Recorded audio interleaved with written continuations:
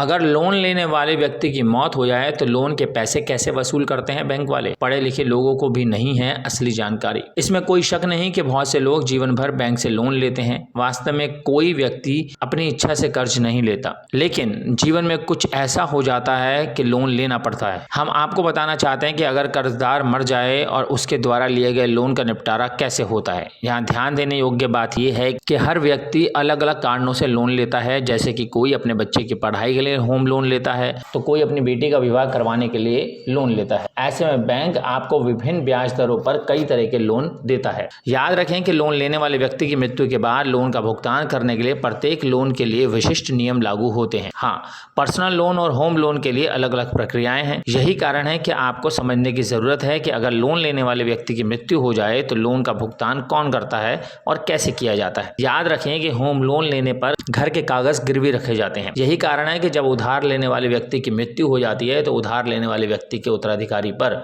Loan जमा करना होता है। हालांकि उन्हें यह जिम्मेदारी सिर्फ तब दी जाती है जब वह लोन चुका सकते हैं। उन्हें भी लोन का भुगतान करने के लिए संपत्ति बेचने का विकल्प मिलता है। यदि ये भी नहीं हो सकता तो बैंक लोन की एवज में रखी गई संपत्ति को बेचकर लोन का बकाया राशि वसूलता है। यहाँ और भी एक विकल्प है कि अगर लोन लेने वाले व्यक्ति को बैंक से एक बीमा मिलता है तो वह लोन ले सकते हैं अगर व्यक्ति अचानक मर जाए। याद रखें कि व्यक्तिगत लोन सिक्योर्ड नहीं होते, क्योंकि इससे बैंक किसी दूसरे व्यक्ति से धन नहीं ले सकता। इसके अलावा उत्तराधिकारी को कोई जिम्मेदारी नहीं होती। सीधे शब्दों में व्यक्ति की मृत्यु के साथ व्यक्ति का लोन समाप्त हो जाता है। जबकि व्हीकल लोन एक सिक्योर्ड लोन की तरह है। इसमें घर वालों को मृत्यु के बाद लोन का भुगतान करना होगा। बैंक व्हीकल बेचकर लोन वसूलता है अगर घर वाले लोन भुगतान नहीं कर पाते। गौरतलब है कि आम जनता के उत्थान के लिए भारत सरकार ने कई योजनाएं शुरू की हैं, जिसमें लोन योजनाएं भी शामिल हैं। केंद्र सरकार प्रधानमंत्री मुद्रा योजना के तहत 3 लोन प्रदान करती है, जिसमें किशोर, शिशु और युवा लोन शामिल है। इसके बावजूद यदि योजना के तहत आपको 50,000 से लेकर 1 लाख रुपए तक का लोन मिलता है,